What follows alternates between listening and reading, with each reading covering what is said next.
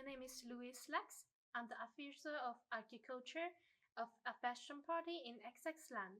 Today I'm gonna interview Professor Idax in University XX land, and we're gonna talk about climate change. Oh, hey! Hello, my name is Louise Lax. I'm very interesting to have an interview with you today. Thank you. My name is Idax. I am university professor here on XX Land University, where I have done my PhD, and I am a co-writer of the IPCC report. Do you wanna explain a little bit about IPCC? Intergovernmental Panel of Climate Change is like a FN report that is made now and then, and climate researchers are invited to come and contribute, and it's what we are doing, and it's for informing the general public, policymakers of how is it actually going with climate change, how screwed are we. I'm also an eco farm, and climate change is also very important for me and for our farm. So what do you think in the very few years, how will it change, how will it do for actually have a climate change? What we see is that there is a huge yield gap. The yield gap is like the gap in between what you can actually produce and what you produce.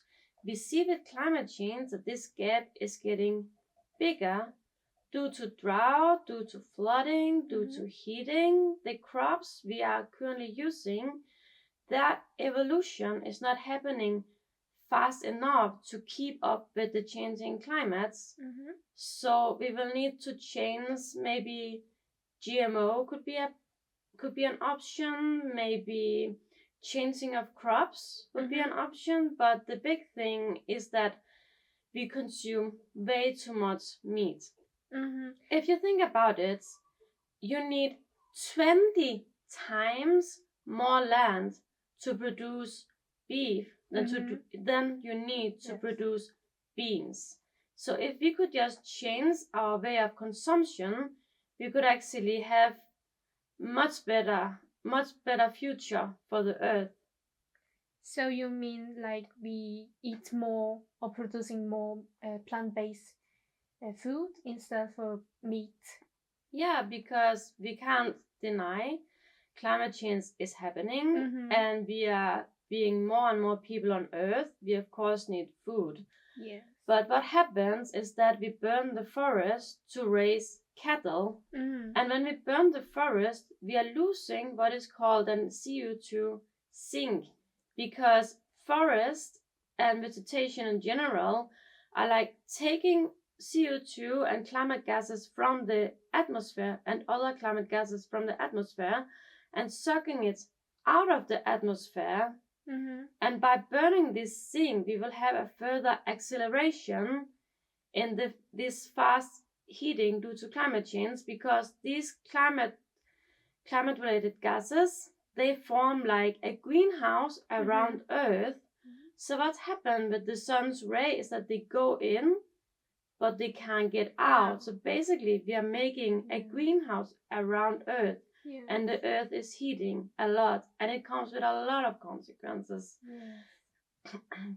With all the flooding, people are losing their houses. Children are losing their houses, and again the yield gap. Children are starving. Is it okay? No. Actually, we are violating both social justice and environmental justice with this climate change that is 100% human caused. Yes. Do you have any advice for what we can do more about the climate change, or advice for the farmer as me? What we can do to have a better change?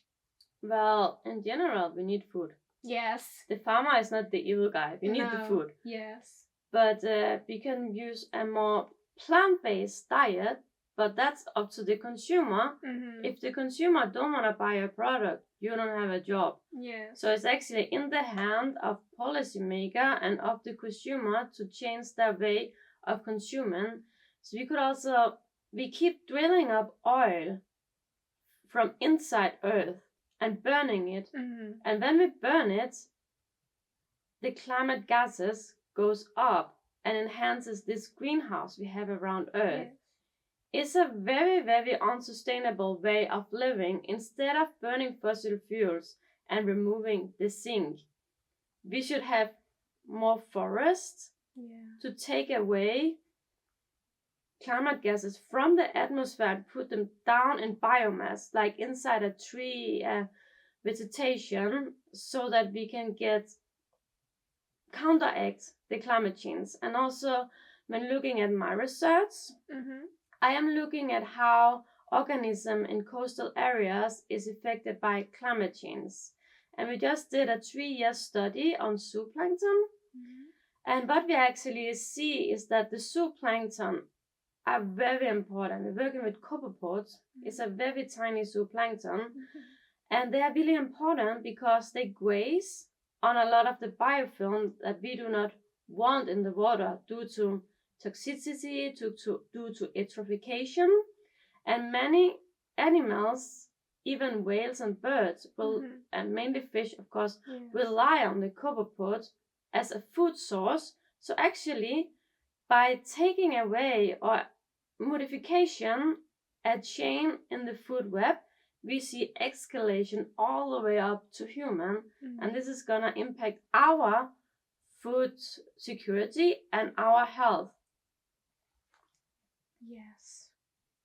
Well, you get us a lot of advice and knowledge about the climate change, and I really thank you for the interview today. Thank you for coming. Thank Always you. a pleasure.